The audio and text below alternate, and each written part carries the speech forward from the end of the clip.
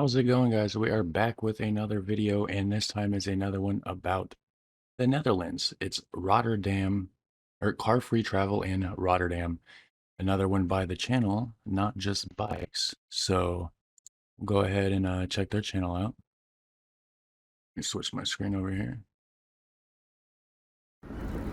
Let's see how this is. After almost 20 years of talking about it, I finally made it to Rotterdam. Before my visit, I put a post on YouTube asking what I should see while I was there, and I received well over 200 comments. Thanks to everyone who responded.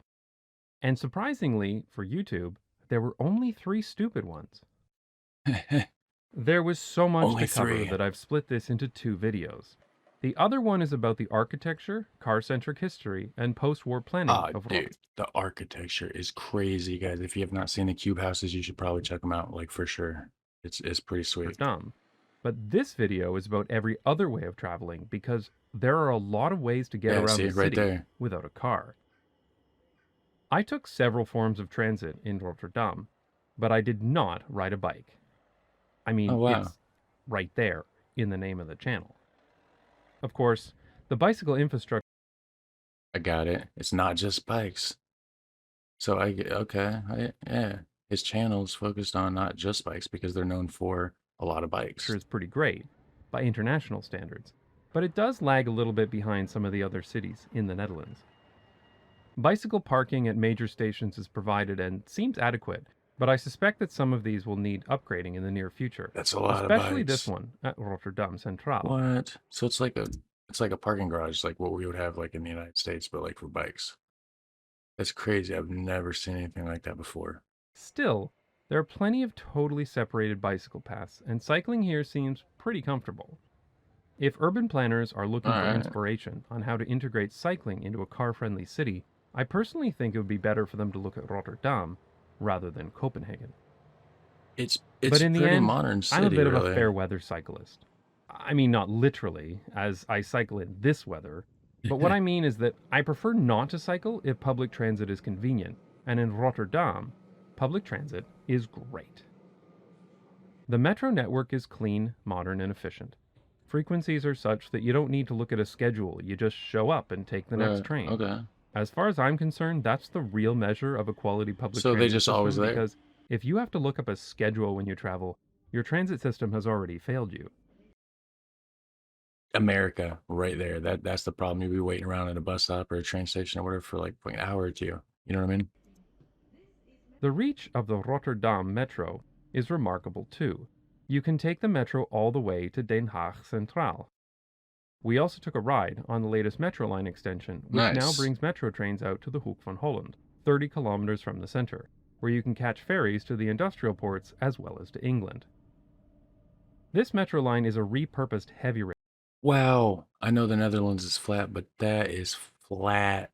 That is crazy. Line, which allows you the bizarre experience of passing farmers' fields while on a metro train. When we got out to the Hoek van Holland, the high quality of the public transit, walking, and cycling infrastructure really surprised me. I mean, it's the Netherlands, so it shouldn't surprise me, but in any other country this would be considered too remote or too industrial to justify this kind of non-car infrastructure. I guarantee you it doesn't look like this when you get to the ferry port in England. Netherlands is pretty small too, though. I mean, everything's just like right there, you know? Like, I live in Indiana. Netherlands is like, I think they 40-something% the size of Indiana, which is crazy. That's mind-blowing to me. Did I ever mention that I love the Netherlands? The trams in Rotterdam are fantastic too. They are modern low-floor trams with convenient level boarding. I've never seen so many people with walkers and wheelchairs take the tram as I did in Rotterdam. This is what truly accessible public transit looks like. Oh yeah, so they're thinking of everybody over there. When I film my street scenes, that is insane, guys. Look at those. It's like, that's crazy though, right? I really like to get a tram going by in the shot if I can. In some cities, I'll be standing around for 10 or 20 minutes waiting for the next tram to arrive. But in Rotterdam, I rarely had to wait more than a minute or 2. The frequency of the trams made them a trivially easy option for getting around town. which is great because trams are my absolute favorite form of public transportation. Nice. Also, grassy tram tracks. The hell is going on here, guys? That is crazy. We don't have that in America. Ours is usually like built up, yeah, like this, and it's just like rocks and stuff, right? And then I guess like the water and stuff runs down. How does that not flood? Get like soggy. That's crazy. I love these. Hmm. Rotterdam is a port city, and that's very evident in the variety and quantity of ships that you'll see there. I enjoyed watching all of the inland cargo barges constantly going by because Yeah, they I love have. shipping containers. I think that They're like the one that got caught up in the Suez, I think that might have been a Dutch company that owned that. TCP/IP packets of Pretty the sure. sea. But in addition to shipping, the rivers and canals also provide interesting transportation options, namely Oh, water buses. speaking of canals, they have a massive amount of canals, and I actually did a reaction on all about the canals in the Netherlands. So go ahead and go to my channel, check that out. It's pretty damn interesting. And water taxis. The water buses are ferries that take set routes through the city. You know, we They're have easily accessible by bicycle, and a lot of passengers. we do have water taxis here. It's not common, but in like Chicago and stuff, there's water taxis that goes up the main river. We don't have like all the canals like that. Took a But bike with them.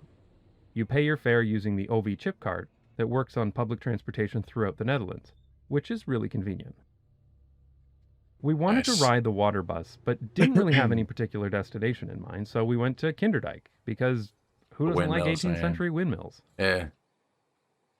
The other option is water taxis, which are a very fast way of getting around, providing a point-to-point transportation method between water taxi stops. You can call Yeah. to book one in advance, but we just showed up and waited. It feels weird to just stand around on a dock, but sure enough, a few minutes later, 2 water taxis came by and we were able to go to the water taxi stop of our choice. Nice. Water taxis go fast, almost uncomfortably fast, so they can definitely be the quickest way to get around the city, as long as your Oh destination shit. is. See, in Chicago, it wasn't like that. They're just like cruising. You just kind of it's more for like tourists, I guess. Is you know, so you just kind of like cruise along real slow and everything. Over here, it's just transportate, just get to one, you know, point A to point B or whatever, I Near guess. the water.